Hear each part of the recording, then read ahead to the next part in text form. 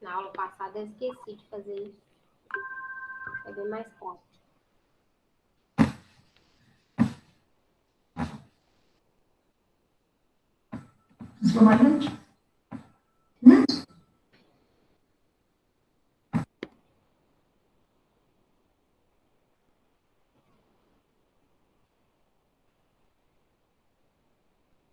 Já tá dando para visualizar o slide? Sim. Então, hoje, a proposta para semana é sobre os tipos de solo. Deixa eu ver que parece que tem alguém querendo entrar.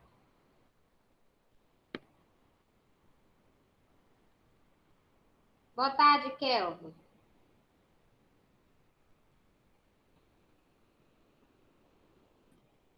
Então, é sobre os tipos de solo.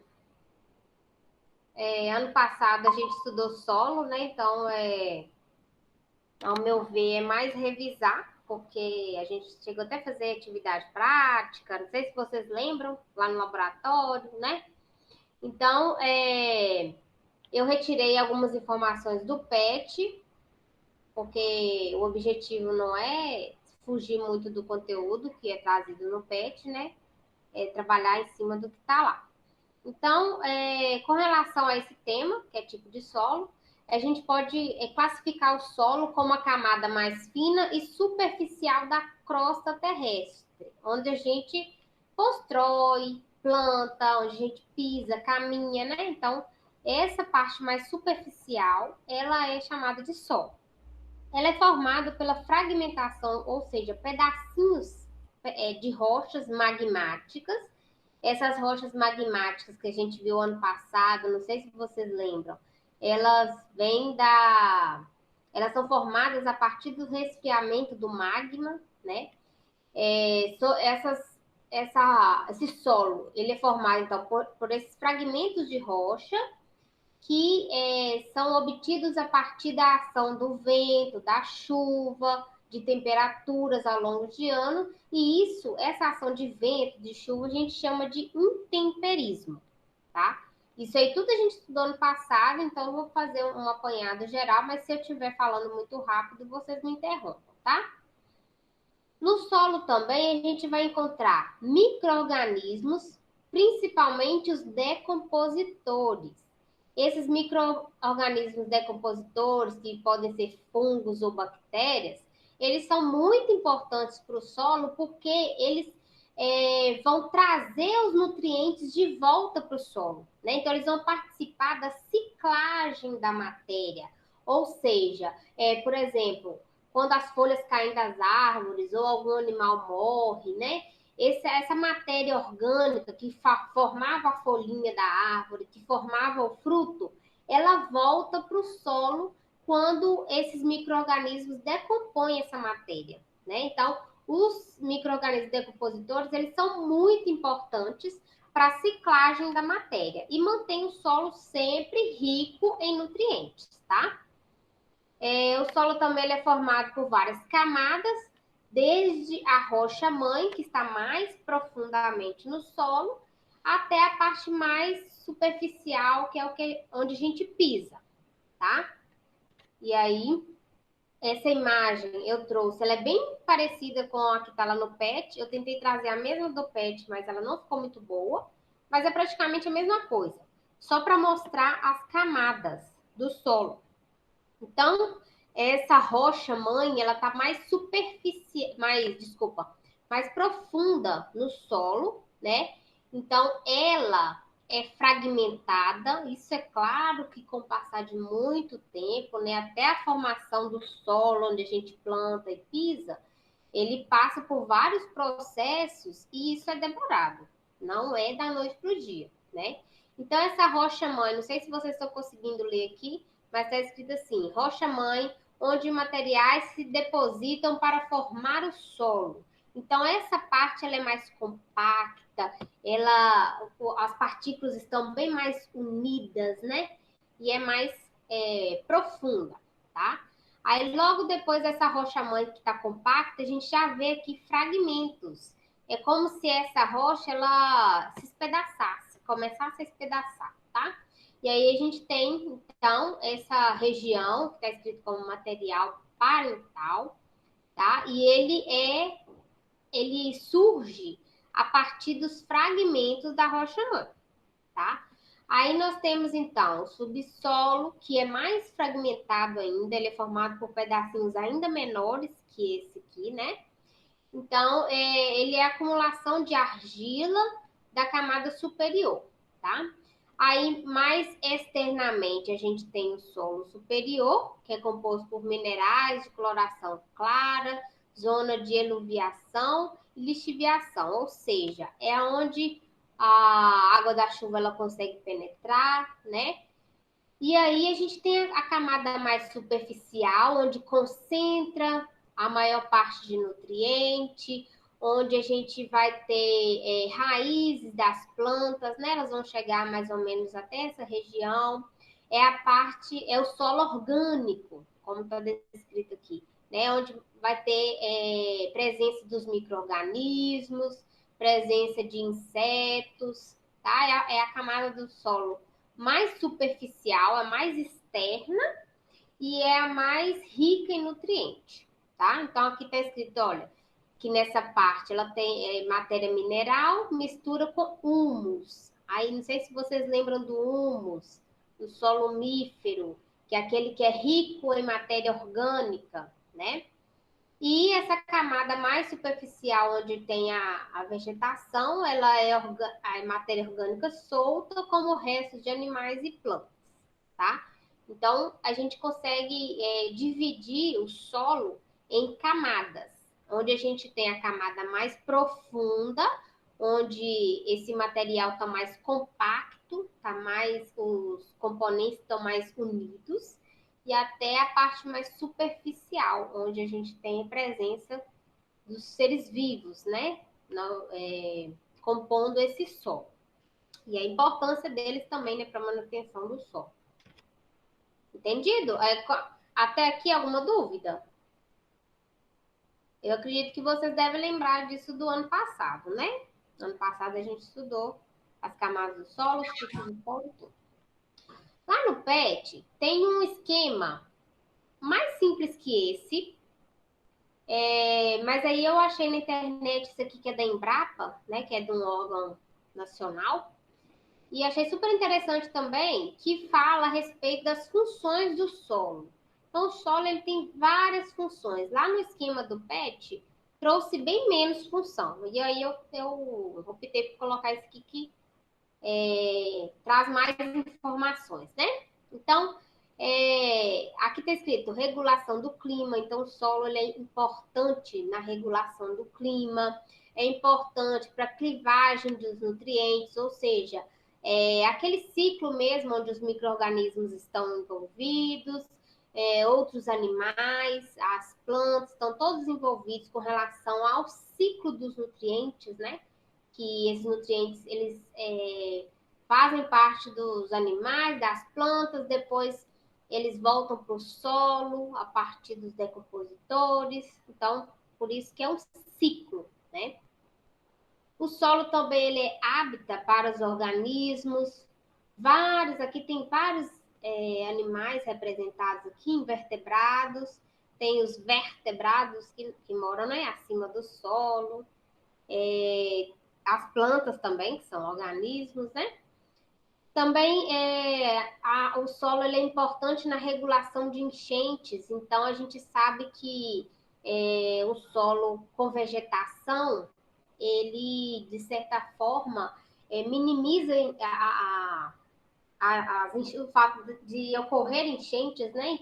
Quando a gente tem um solo desprotegido, sem vegetação, essa água ela sai da chuva, ela sai lavando esse terreno e aí aumenta a probabilidade de enchente. Então, quando a gente tem um solo rico em vegetal, esses vegetais, as raízes, ajudam a água a penetrar no solo e aí evita o fato de ocorrer enchentes, né? Aqui está escrito fonte de recursos genéticos e farmacêuticos. Então, a gente sabe que vários tipos de fármacos, remédios, são extraídos a partir tanto de micro-organismos que compõem o solo, como também de fitoterápicos, né, de plantas que são produzidas com esse intuito. Base de infraestrutura, então a gente usa o solo para engenharia, construção. É no solo também que a gente encontra fósseis, então essa parte que é a herança cultural está representando isso, né? Que a gente tem sítios arqueológicos onde a gente consegue fazer estudo, comparações com os exemplares vivos que a gente tem hoje, né? Então, é um elo riquíssimo, né, com o passado. Produção de alimentos e fibras de combustível, que a gente vê com muita evidência. Sequestro do carbono, uma vez que os vegetais, né, eles retiram esse carbono da atmosfera, eles fazem o contrário que a gente faz a respiração, né? Então, de certa forma, ajuda no equilíbrio também. Purificação da água e degradação de contaminantes, também o solo está presente. Então, esse ciclo, esse esquema que eu tirei, né, da internet, ele apresenta a importância, as funções que o solo tem, tanto para nós, seres humanos, quanto também para os demais seres vivos, tá? É só um esquema para representar. Ele corresponde mais ou menos o que está lá no PET, com um pouquinho mais de informação. Então, com relação aos tipos de solo, relembrando do ano passado, né, nós temos o solo arenoso, argiloso e o solo umífero. Então, qual que é a diferença de um solo para o outro? No solo arenoso, desculpa, passou sem querer. No solo arenoso, nós vamos ter as partículas, né, mineral, elas são predominantes de areia. E então, essas partículas, elas vão permitir a passagem de água com muita facilidade, uma vez que elas existe espaço entre um grão de areia e outro, né? E aí a gente fala que a porosidade é alta. Então, ano passado, a gente até trouxe um videozinho também com o mesmo experimento, mas ano passado eu pedi para vocês levarem ou areia ou terra, o que vocês conseguissem achar no quintal, no terreiro. Aí todo mundo levou, não sei se vocês lembram, nós fomos para o laboratório, aí a gente cortou o litro para fazer como funil, colocou o tipo de solo, vocês lembram disso? Aí a gente colocou a água e viu qual que a água passa mais rápido, aí a gente propôs uma explicação para isso. Então é isso aqui que está propondo nessa semana também, tá? Então o solo arenoso ele é composto por partículas de areia e a porosidade, ou seja, tem espaços entre esses grãos que permitem a passagem da água com mais facilidade. Então, a permeabilidade também é alta. O solo argiloso, como ele é composto de argila, que é uma partícula muito fininha, bem mais fina que a areia, o solo ele vai ser menos permeável, ou seja, ele vai reter mais a água vai passar com mais dificuldade. Então, uma vez que a água passa no solo com mais dificuldade, essa água ela vai empoçar. Então, no solo argiloso, a água ela fica retida mais tempo, tá? Ela vai penetrar no solo com mais dificuldade, porque as partículas de argila elas estão muito próximas e aí dificulta a passagem da água, tá? Esse solo ele é rico em nutrientes e muito utilizado na agricultura. Essa informação eu tirei do PET, tá? E o solo umífero ou solo orgânico, ele vai ser rico em matéria orgânica em decomposição. Ele vai servir de adubo, tá? Sendo muito fértil e excelente para a agricultura. Esse solo umífero, ele geralmente é mais escuro, tá? E na plantação utiliza-se muito, porque justamente pela presença dessa matéria orgânica em decomposição que vai servir de nutriente para os vegetais, tá? Aí esse videozinho, ele vai demonstrar, ele é praticamente o que a gente fez no ano passado. Ele vai demonstrar a permeabilidade do solo. Só que aqui a gente tem também, eu acho que é esse último aqui, que é brita, tá? Mas aí vai ser, eu não lembro exatamente a sequência. Sei que um vai ser argila, outra areia e o solo umífero e a brita. Então aí a gente consegue perceber com relação à permeabilidade. A gente vai ver que em alguns solos a água vai passar mais rapidamente, em outros vai demorar mais a passar. É justamente por causa do componente desse solo. Então, se ele é uma argila, ele é argiloso, ele é composto por partículas pequenininhas que dificultam a passagem da água. Então, a água vai passar mais devagar, tá? Aí eu vou demonstrar aqui para vocês, mas é o que a gente fez no ano passado.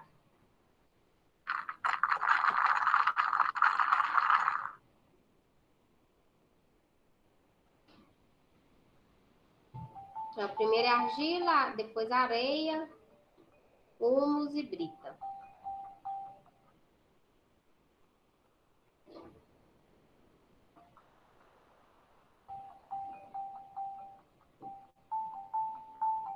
No ano passado, no lugar do guardanapo de papel, a gente colocou algodão. É só para a argila não descer toda, né, no funil.